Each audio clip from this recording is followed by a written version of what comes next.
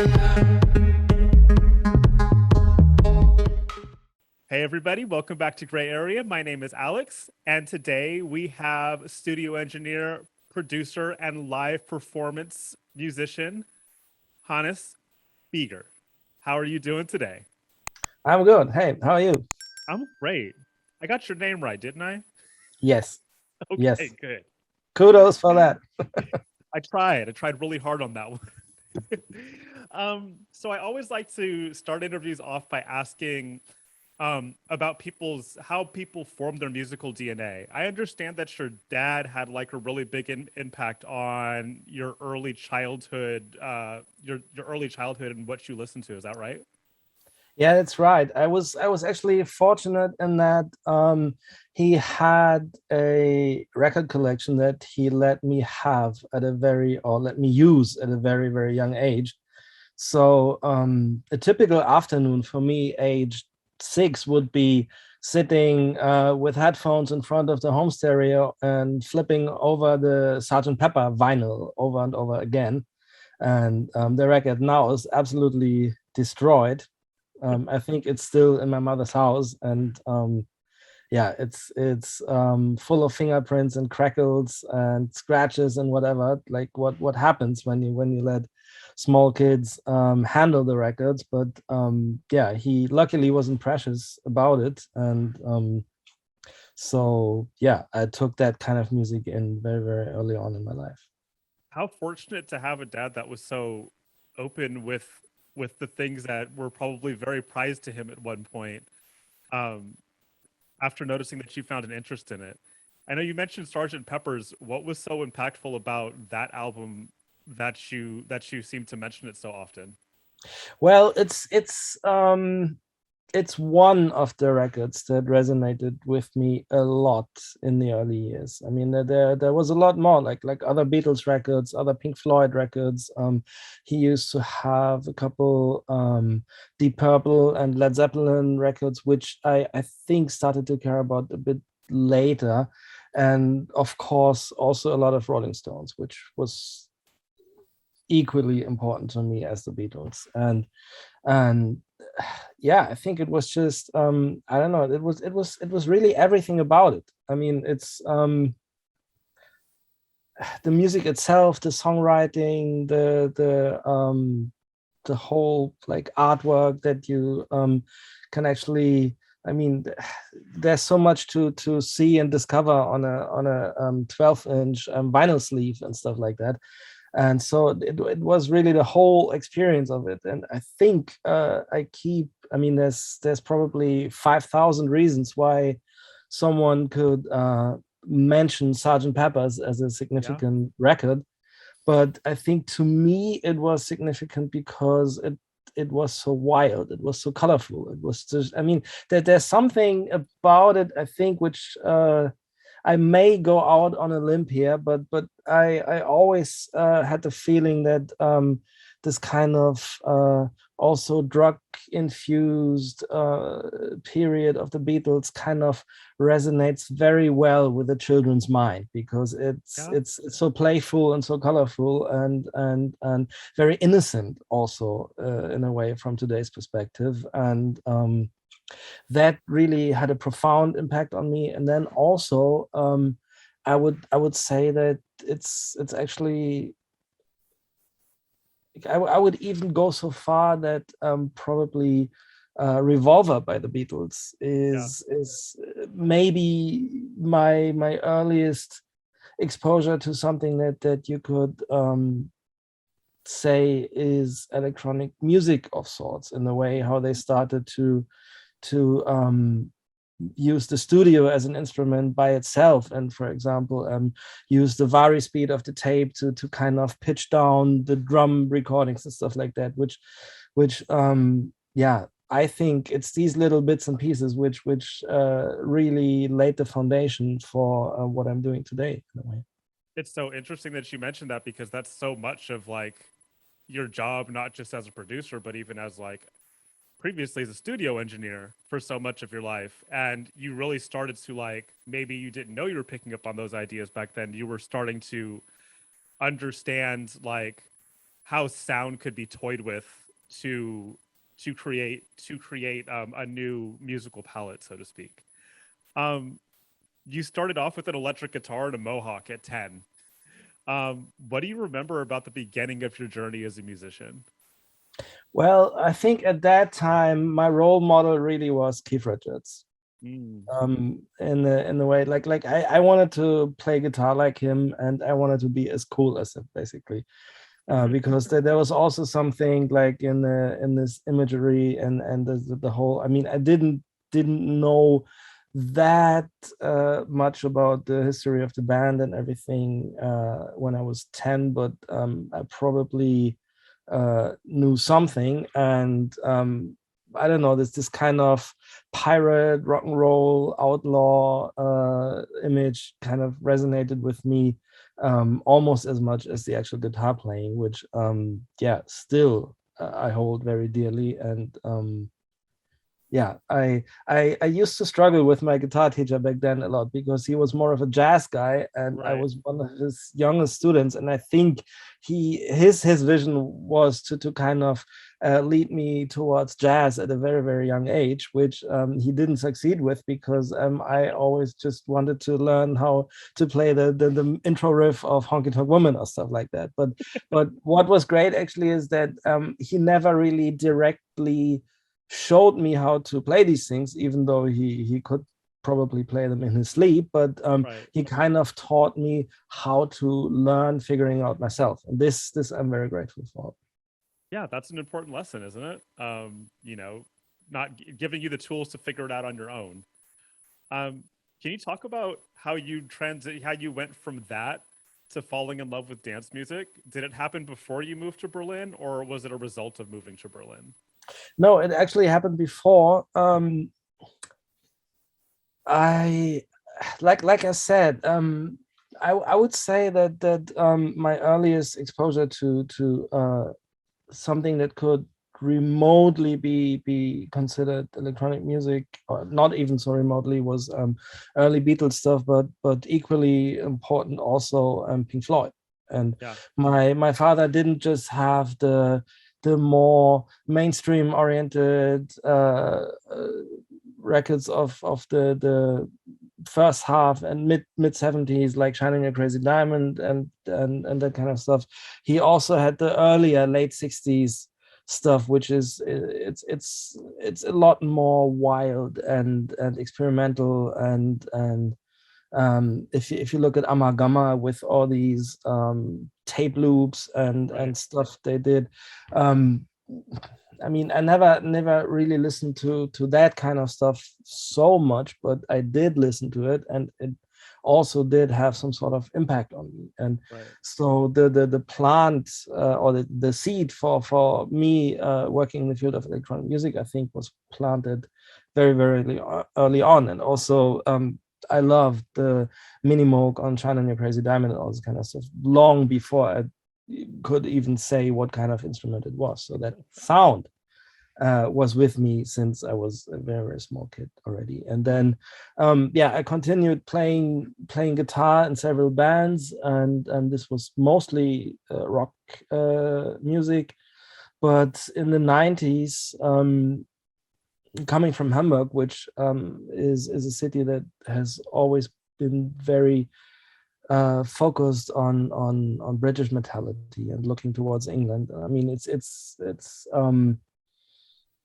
not even. I mean, it's very clear where that comes from, because it's also a port city close to the Northern Sea, and there's just, I mean, the ancient bond between cities like Hamburg and London and Copenhagen and Stockholm and Amsterdam and all these places is so tight because of the merchant routes back in the days. And culturally, we are much closer to the English than to the Bavarians, for Right. example. And so, yeah, looking towards England a lot, not in terms of rock music, but also in terms of electronic music. I mean, there was so much interesting stuff coming out of the UK in the 90s, like the emergence of breakbeats Yeah. and trip hop and all these kind of stuff. And this is something I cared for a lot.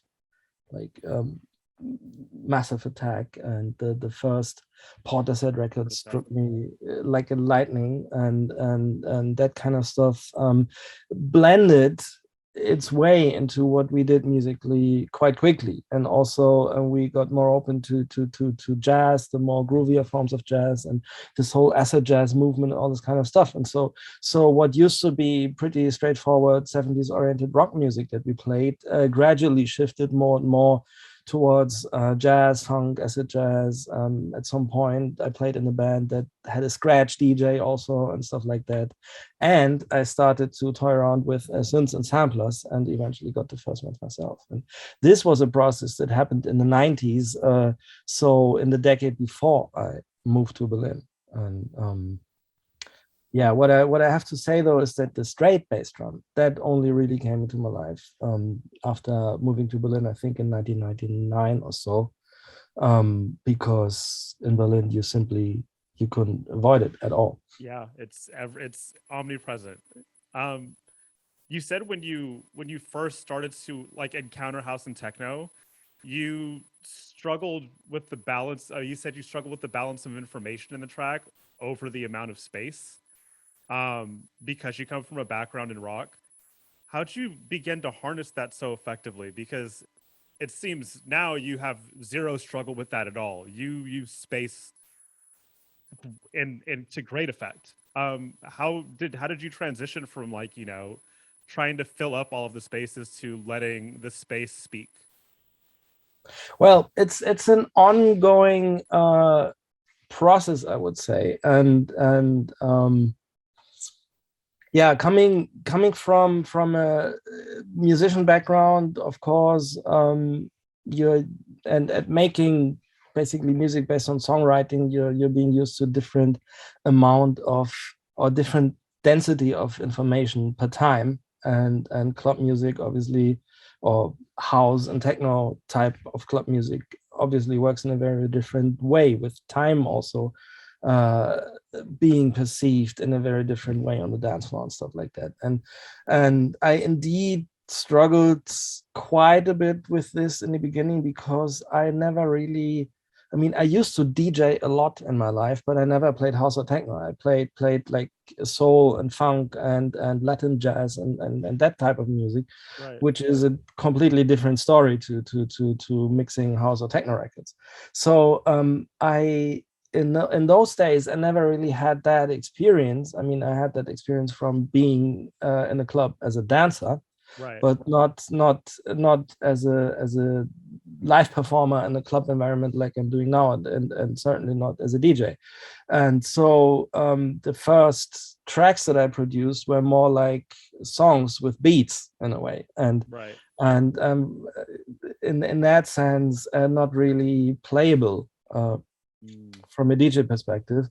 And yeah, in those years, I was part of several projects where I fulfilled the role of the instrumental player and studio engineer and stuff like that. And then there used to be another guy who maybe was a DJ and who brought that arranging experience to the table. So I think those years were important in terms of that. And then yeah, I stopped, or I started taking a break from producing in 2006, I think, which then lasted over 10 years. And in that time, obviously, I got very, very busy as a mixing engineer. And so I had thousands and thousands of tracks flowing through my system here. And of course, I've been condensing a lot of that information into my musical thinking and into my system, and I think that also played an important role. And now I'm playing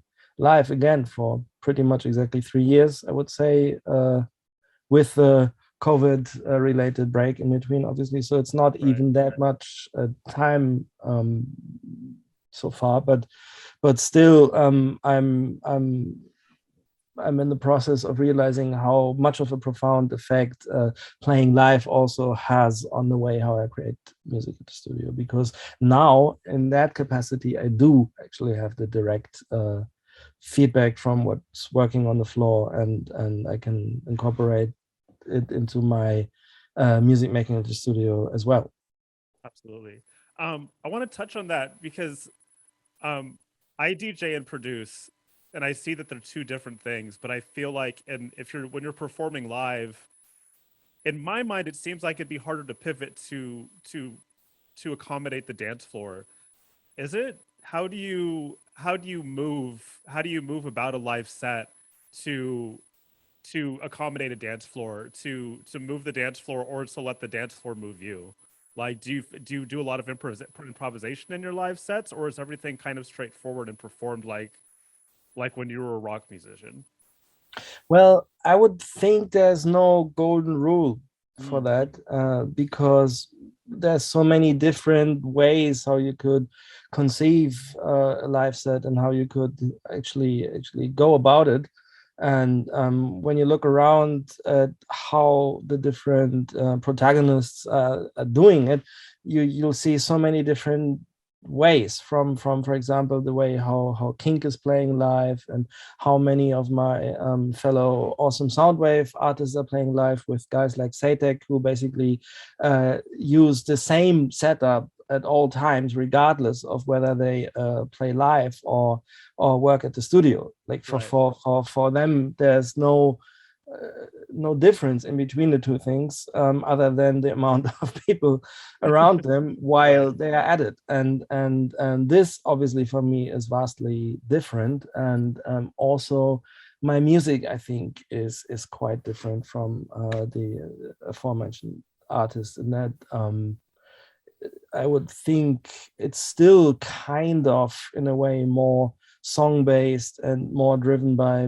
melodies and longer musical arcs, instead of just being loop based or groove based or something like that. And so um, when we talk about full improvisation for a live set, I think you would either have to make music that lends itself quite well to that process, Right. because it's more loop based and can be broken down in smaller molecules, if you want to Right. put it like that.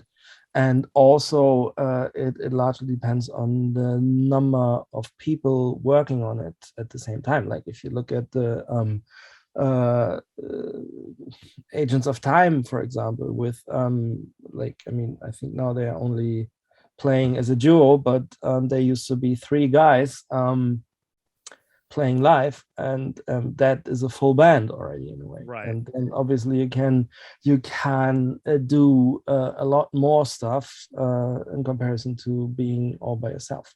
Well, And that you have said, six hands at that point. right.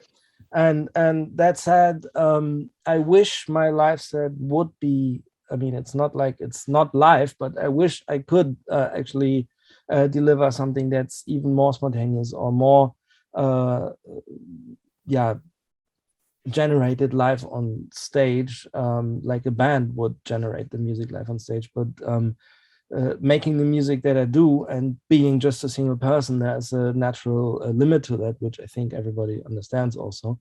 But that's just how it is. 100%.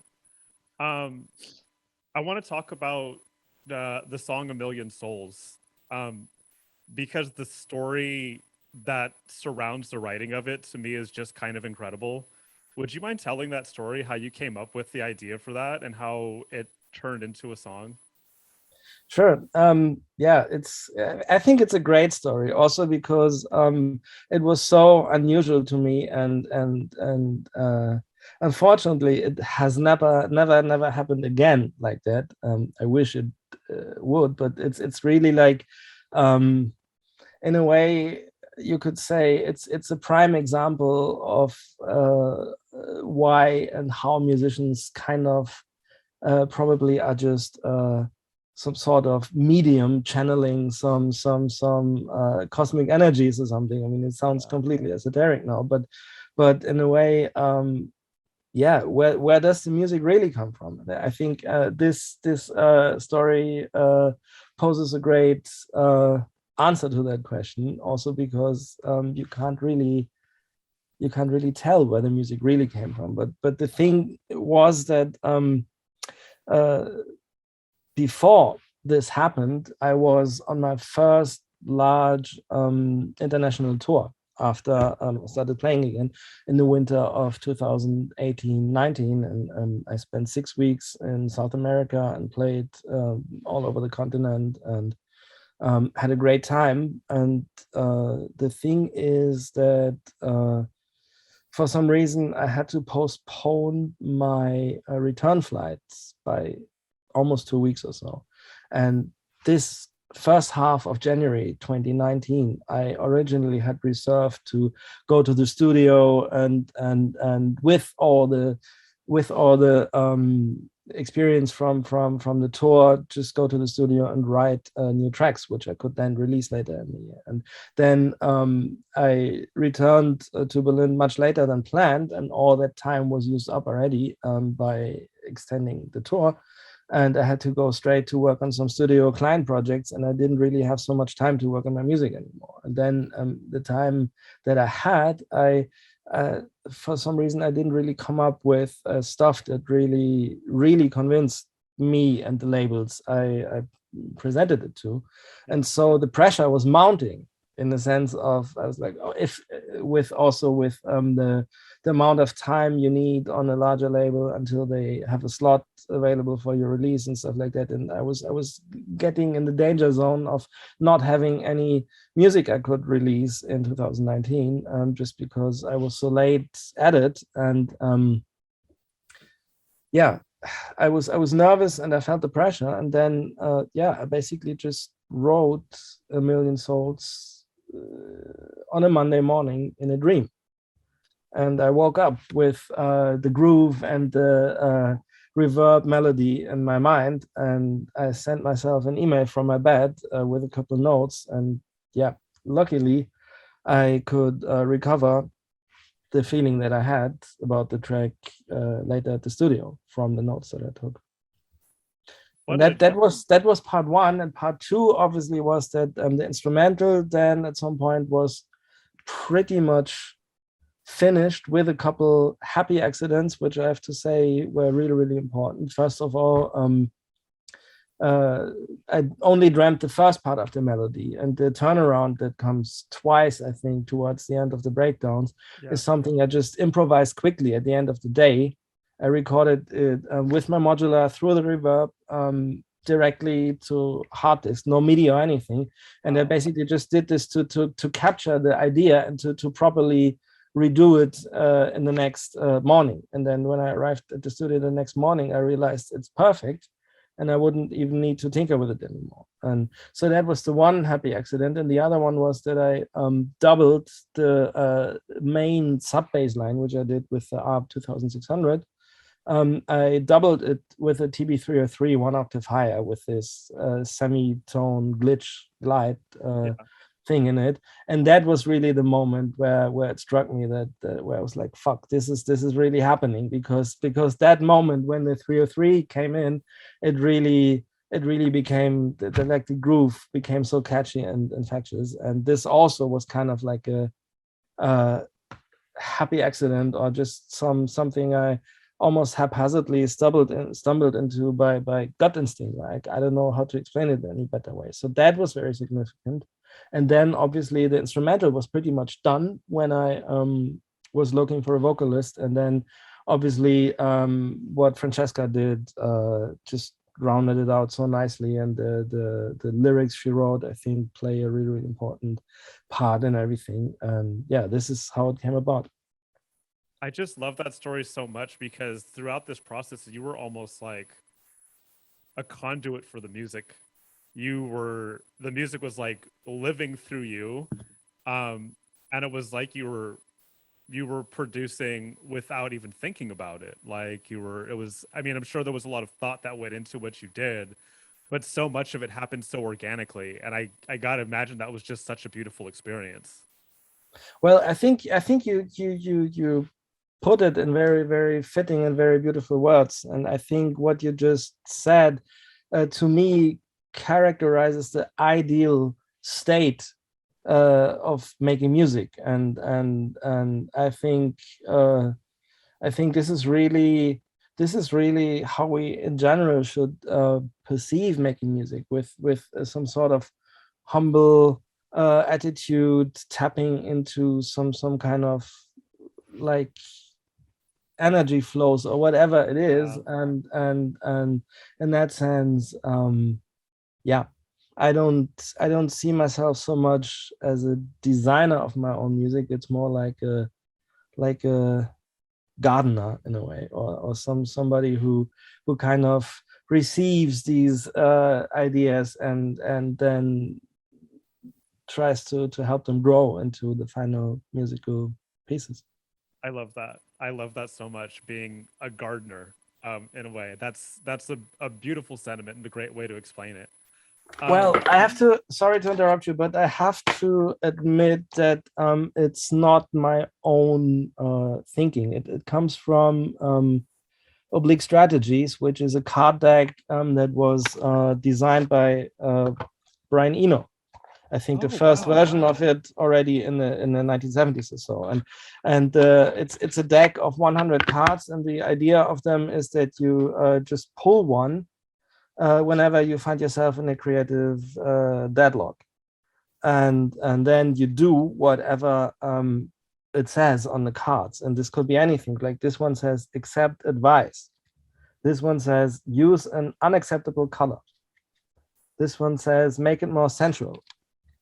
This one says question the heroic approach, where you would really have to think what Wow, that means in a way. yeah. So some of them are quite straightforward, and some of them are more difficult to wrap your head around. But my favorite card of them all, and I've been talking about this before already, is this one. It says gardening, not architecture. And I this love is that. basically, this is the motto for making music for me, and also for living a life, basically, because it's so yeah, it takes into account that you can't plan for everything, and sometimes, yeah, you're really just a medium. 100%. Oh, wow. I love that. Now I want to get that deck of cards now. That's thank you for sharing that. You have to. It's one of the most important pieces I'm keeping here at the studio. I love that. I'm gonna send you something through the chat real quick because I want to understand the process that's happening. Um, and what we're gonna do during the video is we'll probably just we'll edit this part out and I'll show the video that I'm sending you. It's an Instagram clip, and it's a view. You're a you have a you look it looks like you have a bow or like for a violin or something, and you're playing something. And I want to understand what's happening here. If you look in the chat, you can click on the link. It's one of your Yeah, Instagram I posts. saw it. Okay, so what's happening here? Well, let me get back to Zoom. So what's happening there is this is an instrument made by, I think, a German company called Leaf Audio, if I'm not mistaken. And it's something that my studio partner, who is a film composer at some point, came up with, because when you're doing film soundtracks and you're creating all these, I mean, it's a job where you have to come up with a lot of ways to create interesting sounds and textures to go alongside the imagery. And so I saw that thing, and I think we kept the couple violin bows at the studio anyway for using them with guitars in the vein of what Jimmy Page used to do and stuff like that. Right. And so he came up with that thing, and I saw the potential, and I just basically grabbed it and took it into my control room and started toying with it and recording stuff. And it's basically like it's basically some sort of pretty much acoustic instrument. I think it has some kalimba things attached to it, and I think one side is the surface of sandpaper where you can rub your finger or objects on and stuff like that, and then it has a little contact microphone inside. and so it picks up on the vibrations in the actual hardware. So it's not an electronic instrument; it's more like an acoustic instrument. And when you play these antenna with the bow, it gives this kind of screeching, vibrating, resonating sound, which is then you can record it either with the acoustic microphones that you put up to it, or you just plug a cable in and use the contact microphone that's inside. And this is basically what I did. It's such like a beautifully kind of haunting sound. I was drooling going through your Instagram and looking at all of these beautiful synths that you have and all of these sounds that you make, and that one just really caught my eye because it was so, one, the sound is so unique, but also the technique itself is not something that you would normally think of seeing an electronic music musician or a dance music musician do. So yeah, thank you for explaining that.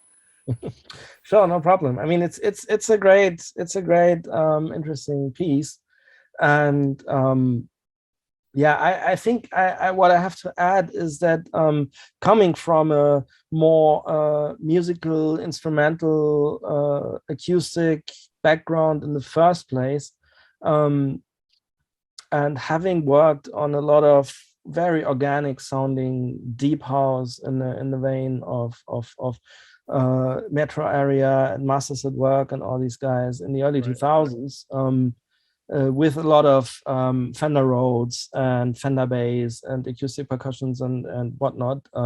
When I started producing again a couple of years ago, I wanted to do something completely different, and I decided to go the completely electronic way.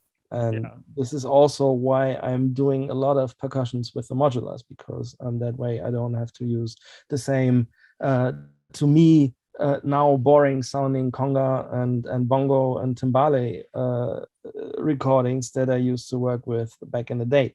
And so for me to actually put acoustic sounds into my music with that thing was a big step that apart from vocals, I hadn't done, I think, since I started making music again.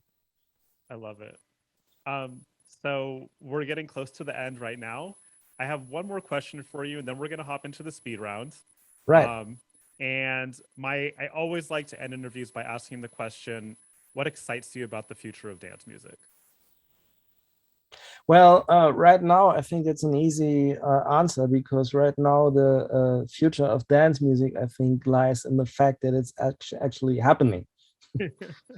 After such a long break, and I played my first show after 18 months of not playing any shows at the end of July, and then played the Mexico and US tour, and then a couple other shows here and there.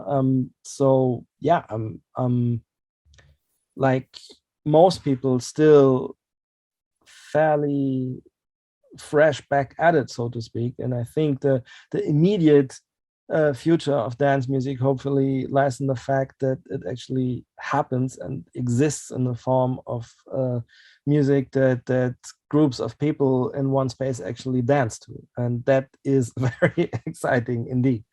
And then apart from that, like, I think this wasn't really the answer that you expected, probably.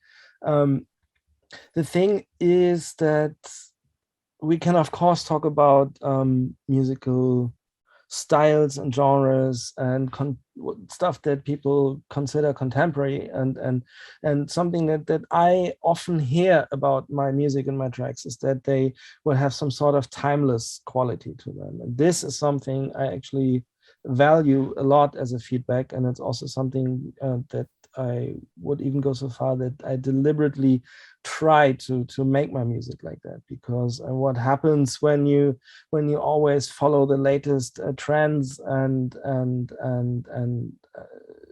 yeah, then this kind of sound is fancy and everybody's using it, and then that kind of stuff, and then think about the auto-tune vocals or whatever we're talking about. Chances are that after a while it sounds really old and dated, and you almost hate it, because it's so like the time when it was created and released is just indelibly stamped into the music in a way that's not really helping longevity. And I prefer, like, I prefer to make music that hopefully can stand the test of the time, and that is a bit detached from yesterday's and tomorrow's next big thing, and that kind of works alongside a different set of parameters in a way. Of course, you don't want to repeat the same thing over and over, and of course, there are certain sounds which may be boring after a while. For example, I tend to stay clear from the open 909 hi-hat because I think it's just overused. And I mean, it works every time and it works beautifully, but I try to achieve what it does in a different way, because I think there's just certain things that people have been listening to too often in a way. And at the same time, I don't chase the next big sonic thing either, because I think it's boring. It's just, it's a rat race that nobody really can win. And these days it's a weird thing anyway, because I mean, if you look back to the late 80s, early 90s or so, with all the new equipment coming out at the time, and the transition from analog to digital, and the sampling technology, and basically every year there was not a new type of synthesizer, but a new way to define synthesis itself, and stuff like that. And so there was many of these musical developments were so technology driven, and now we live in this kind of post-modern world where basically, I mean, I don't know when the last thing came around that really not only sounded absolutely unheard of, but also was something that I really liked and enjoyed, and that inspired me. And so I think I'm not really into chasing the next big thing. And for me, it's indeed more about the timeless qualities of music. I love that. That was so beautifully said. And I love that you touched on this idea of, like, I really honed in on this idea of you not using the 909, but trying to the 909 open hi-hat, but trying to capture the essence of what it achieves in a different way, because you understand that that's effective, but you don't have to use that exact same thing to achieve that same level of effectiveness. So yeah, beautifully said. Thank you. So we're gonna do the speed round now. Are you ready? Yes, I am. All right, here we go. Coffee or tea? Coffee. Portishead or Massive Attack? Portishead. That's the only right answer, by the way. Pizza or sandwiches? Pizza. Wine or beer? Wine. If you could save only 2 pieces of gear from your studio, which would you choose? I would choose the Minimoog, and I would choose my 1971 precision bass. Beautiful. Intimate club or festival? Intimate club. Intimate club or rave? Intimate club. Snow or beach? Beach. Lake or ocean? Both. All right. Would you rather only be able to whisper or only be able to shout? Whisper. 808 or 909? 808 for kick and toms, and 909 for the rest. All right. Drum and bass or hip hop? Drum and bass. Favorite color? Blue. Jedi or Sith? Both. Would you rather talk like Yoda or breathe like Darth Vader for the rest of your life? That's a good one. I'm going with Yoda for that one. All right. And final question. Finish this sentence. Before I die, I want to live the best life I can. Beautifully said. Thank you so much for taking the time out to speak to me today. It's been great to hear your thoughts, and yeah, thank you so much. Thanks to you. Really appreciate it. And it was fun talking to you. Thank you. Thank you. And we will definitely be in touch. I'll let you know when this publishes, and we'll get everything over to you. Thank you again so much. Sure. Let me know when you need anything else. Okay. All right. I will do that. Take care. Right. Bye-bye. You too. Bye.